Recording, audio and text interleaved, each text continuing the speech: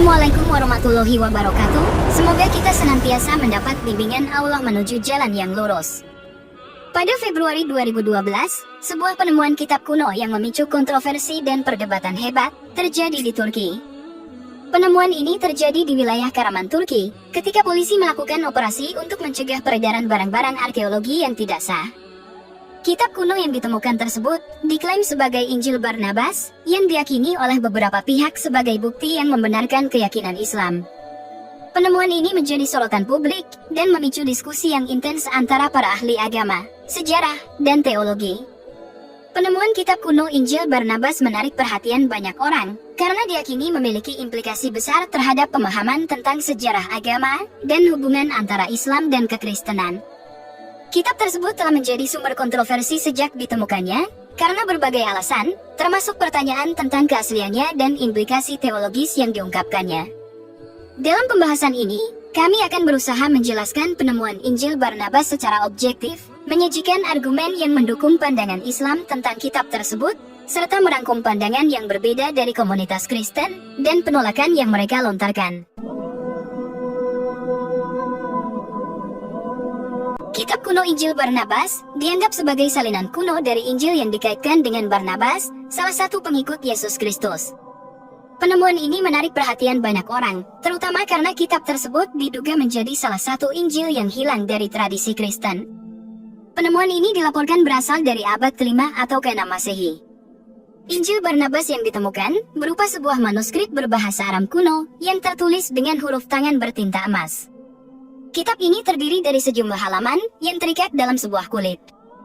Penampilan fisiknya menunjukkan tanda-tanda usia yang tua dan sudah melalui proses konservasi. Injil Barnabas ini memiliki beberapa perbedaan dengan versi Injil Barnabas sebelumnya yang telah diketahui. Versi sebelumnya yang diketahui hanya melalui kutipan-kutipan atau referensi dalam literatur Kristen dan Islam. Salah satu perbedaan lainnya adalah bahasa yang digunakan. Versi sebelumnya diperkirakan ditulis pada abad ke-16 dalam bahasa Spanyol dan Italia. Namun, kitab yang ditemukan di Turki ini berasal dari teks dalam bahasa Aramaik, bahasa yang diperkirakan bahasa ibu Yesus, yang kemudian diterjemahkan ke dalam bahasa Italia pada abad ke-18. Selain itu, terdapat variasi dalam isi teks dan urutan peristiwa dalam Injil Barnabas yang ditemukan ini. Isi dari versi Injil Barnabas yang ditemukan juga memiliki perbedaan dengan teks-teks Injil yang diterima oleh agama Kristen. Kitab ini mengandung ajaran-ajaran yang berbeda, termasuk penolakan terhadap konsep Trinitas dan keilahian Yesus, serta pengungkapan tentang peran Nabi Muhammad dan munculnya agama Islam. Penemuan Injil Barnabas menjadi sorotan utama, karena jika keautentikannya dapat ditegakkan, maka kitab ini akan memiliki implikasi signifikan terhadap pemahaman tradisi Kristen dan Islam. Dalam hal ini, penting untuk dicatat bahwa tidak semua ahli sepakat mengenai keautentikan kitab ini, dan beberapa masih meragukan asal-usul dan keasliannya. Oleh karena itu, pendekatan kritis dan penelitian lebih lanjut diperlukan untuk memahami dengan lebih baik Injil Barnabas dan signifikansinya dalam konteks agama dan sejarah. Dalam Injil Barnabas, terdapat ajaran yang sejalan dengan keyakinan Islam. Salah satu contohnya adalah penolakan terhadap konsep Trinitas, yang merupakan keyakinan dasar dalam kekristenan. Ada banyak isi kandungan kitab ini, salah satunya prediksi kedatangan Nabi Muhammad. Bab 39, Barnabas menceritakan penghormatan kepada Allah, Tuhan kita yang kudus. Pengakuan bahwa tidak ada Tuhan selain Allah, dan bahwa Muhammad adalah utusannya. Bab 41, Barnabas mengisahkan pengusiran Adam dan Hawa. Ketika Adam keluar, ia melihat tulisan pada pintu surga yang menyatakan bahwa tidak ada Tuhan selain Allah, dan Muhammad adalah Rasul Allah. Bab 44, berisi pernyataan Nabi Isa yang menyebut nama Nabi Muhammad, "Oh Muhammad, Tuhan bersamamu." Bab 97, mencatat jawaban Nabi Isa tentang nama Mesias yang luar biasa, yang diberikan oleh Allah saat menciptakan jiwanya, dan menempatkannya di kemuliaan surgawi. Allah berkata, "Tunggu Muhammad, karena kamu aku akan menciptakan Firdaus, dunia, dan banyak makhluk. Siapapun yang memberkatimu akan diberkati, dan barang siapa mengutukmu akan dikutuk." Bab 112, menggambarkan Nabi Isa memberitahu Barnabas bahwa dirinya akan dibunuh, tetapi Allah akan mengangkatnya dari bumi. orang-orang akan percaya bahwa yang disalib adalah Nabi Isa, tetapi Muhammad akan datang sebagai Rasul Allah yang suci. Injil Barnabas menekankan keesaan Allah, dan menolak pandangan bahwa Yesus adalah Tuhan, atau memiliki sifat keilahian. Ini sejalan dengan keyakinan Islam, bahwa Allah adalah satu-satunya Tuhan, yang tidak memiliki anak atau sekutu.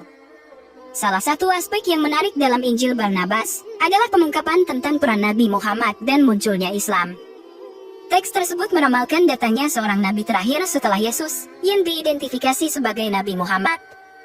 Injil Barnabas menggambarkan Nabi Muhammad sebagai utusan Allah, yang diutus untuk membawa ajaran-ajaran baru yang melengkapi ajaran-ajaran sebelumnya.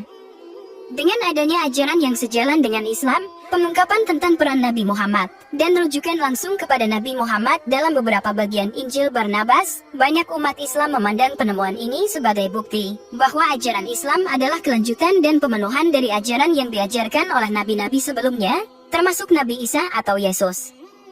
Umat Muslim melihat penemuan ini sebagai bukti tambahan yang mendukung klaim Islam sebagai agama yang benar. Namun perlu dicatat bahwa pendapat ini tidak secara universal diterima oleh semua pihak, dan terdapat perdebatan yang intens mengenai keautentikan dan keabsahan Injil Barnabas di kalangan akademisi maupun teolog. Sebagian ahli percaya bahwa Injil Barnabas adalah naskah kuno yang otentik dan memiliki nilai historis yang signifikan. Mereka menyebutkan bahwa isi kitab ini konsisten dengan keyakinan Islam dan menyajikan perspektif yang sejalan dengan ajaran Nabi Muhammad. Para pendukung keautentikan Injil Barnabas menekankan pentingnya mempelajari teks ini sebagai sumber informasi tambahan tentang kehidupan Yesus dan ajarannya.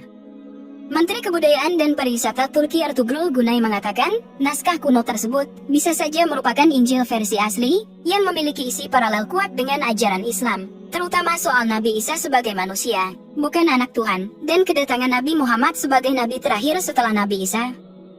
Jika benar bahwa kitab ini merupakan Injil Barnabas, ramalan rahib Buhairo saat Muhammad kecil, tentu ada hubungannya. Saat itu, Nabi Muhammad berusia 12 tahun. Abu Tholib, sang paman, hendak melakukan ekspedisi niaga dari Makkah ke Syam.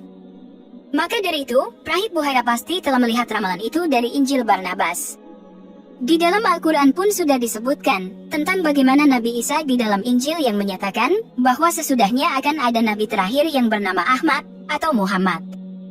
Ketika Isa putra Maryam berkata, "Hai Bani Israel, sesungguhnya aku adalah utusan Allah kepadamu, membenarkan kitab sebelumku, yaitu Taurat, dan memberi kabar gembira dengan datangnya seorang Rasul yang akan datang sesudahku, yang namanya Ahmad." Maka, tatkala Rasul itu datang kepada mereka dengan membawa bukti-bukti yang nyata, mereka berkata, "Ini adalah sihir yang nyata." Di samping itu, banyak ahli yang skeptis terhadap keautentikan Injil Barnabas. Mereka mempertanyakan asal-usul naskah ini, dan menganggapnya sebagai sebuah pemalsuan, atau karya fiksi yang dibuat pada masa yang lebih baru. Argumen yang diajukan oleh para penolak keautentikan, meliputi penanggalan kitab, ketidakkonsistenan dengan ajaran Kristen, dan kurangnya bukti sejarah dan kesalahan faktual. Beberapa ahli menyoroti perbedaan bahasa dan gaya penulisan dalam Injil Barnabas, yang tidak konsisten dengan era dan konteks sejarah yang dinyatakan di dalamnya. Mereka juga berpendapat, Injil Barnabas bertentangan dengan ajaran Kristen yang terdapat dalam Alkitab, seperti penolakan terhadap konsep Trinitas, dan penafsiran yang berbeda mengenai keilahian Yesus. Ahli-ahli skeptis juga menunjukkan adanya kesalahan faktual dalam Injil Barnabas, yang tidak konsisten dengan pengetahuan sejarah yang telah terverifikasi. Guru Besar Universitas Al-Azhar di Kairo, Mesir, Dr. Abbas Mahmud Al-Aqad, juga menolak keautentikan Injil Barnabas, dan mempertahankan pandangan yang konsisten dengan ajaran Islam, bahwa Al-Quran adalah wahyu terakhir dan penutup Nabi. Dalam bukunya, Hayatul Masih Fit Tarikh Waskushufil Ashril Hadiyats, ia menguraikan kepalsuan Injil tersebut, dan berkesimpulan, bahwa kitab ini bukan saja menyerang ajaran agama Kristen, tetapi juga ajaran agama Islam. Para penafsir Muslim yang terkenal seperti Al-Tabari, Al-Baidhawi, dan Ibnu Katsir, juga tidak pernah mengutip Injil ini. Para ilmuwan Kristen dan Muslim banyak yang memperdebatkan mengenai keaslian kitab ini. Pasalnya, terdapat banyak kontradiksi dalam isi kandungan yang tertuang di dalamnya. Dalam pandangan ilmuwan Islam, justru terdapat kontradiksi kitab Injil Barnabas dengan Al-Quran. Seperti contoh, Al-Quran mengajarkan bahwa ada 7 lapis langit, namun Injil Barnabas dengan tegas mengatakan langit ada 9. Al-Quran mengajarkan bahwa seorang laki-laki dapat menikahi 2, 3, atau 4 wanita selain budak-budak yang mereka miliki, namun Injil Barnabas mengajarkan, hendaklah seorang lelaki puas dengan seorang wanita yang dikaruniakan Allah baginya, dan hendaklah dia melupakan wanita lainnya. Al-Quran juga telah memberitahu bahwa Maryam mengalami rasa sakit akan melahirkan anak, namun Injil Barnabas menceritakan bahwa Maryam dikelilingi oleh cahaya terang yang luar biasa seraya melahirkan putranya tanpa sakit. Dan banyak lagi pertentangan lainnya dengan yang sudah tertulis dalam Al-Quran. Atas kontroversi ini, bahkan Vatikan Pusat Gereja Katolik Roma, Paus Benediktus XVI secara resmi meminta akses ke Injil Barnabas untuk mempelajari keautentikannya. Namun, komunitas Kristen Suriah menolak permintaan tersebut dengan alasan bahwa kitab itu merupakan bagian dari warisan budaya mereka dan bahwa penelitian lebih lanjut harus dilakukan sebelum memutuskan tentang keautentikan kitab tersebut. Seorang editor dari Catholic World News, Philip Lawler, secara tegas menolak keautentikan Injil Barnabas. Lawler berpendapat bahwa kitab tersebut bukanlah naskah asli yang berasal dari zaman Barnabas, salah satu dari ke-12 murid Yesus, tetapi mungkin merupakan hasil modifikasi yang dilakukan pada abad ke-16 atau setelahnya. Dia berpendapat bahwa bahasa yang digunakan dalam kitab ini tidak konsisten dengan bahasa yang umum digunakan pada zaman Barnabas, dan ada banyak kesalahan historis dan teologis di dalamnya. Lawler juga menyoroti bahwa tidak ada bukti sejarah yang kuat untuk mendukung klaim bahwa Injil Barnabas benar-benar ditulis oleh Barnabas sendiri. Beberapa ilmuwan Muslim juga telah mengekspresikan keraguan mereka terhadap keautentikan Injil Barnabas. Mereka berpendapat bahwa dalam menjaga integritas ajaran Islam, umat Muslim seharusnya tidak terlalu tergantung pada kitab ini. Mereka berargumen bahwa tidak ada konsensus ilmiah tentang keautentikan Injil Barnabas, dan sebagian besar klaim yang terkait dengan keislaman dalam kitab ini tidak dapat diverifikasi secara independen. Seorang teolog Turki, Mustafa Öztürk, juga menyampaikan pandangannya terkait penemuan Injil Barnabas. Menurutnya, penelitian lebih lanjut yang melibatkan berbagai disiplin ilmu, seperti ilmu paleografi, ilmu manuskrip, dan analisis linguistik, perlu dilakukan untuk menentukan usia sebenarnya kitab ini. Sebelumnya ada dugaan bahwa usia kitab ini adalah 1500 tahun dan sudah tersimpan selama 12 tahun di Turki. Öztürk menekankan bahwa kesimpulan tentang keautentikan kitab ini tidak dapat dibuat secara prematur, dan perdebatan ilmiah yang jujur dan teliti harus dilakukan sebelum klaim-klaim tersebut diterima secara luas. Meskipun kritik terhadap keautentikan Injil Barnabas telah diajukan oleh berbagai pihak, ada juga yang tetap mempertahankan pandangan bahwa kitab ini memiliki nilai historis dan teologis yang penting. Debat tentang keautentikan Injil Barnabas terus berlanjut, dan penelitian lebih lanjut tetap diperlukan untuk mencapai kesimpulan yang lebih pasti mengenai hal ini. Semoga dapat bermanfaat untuk kita semua. Wallahu a'lam bishawab. Wassalamualaikum warahmatullahi wabarakatuh.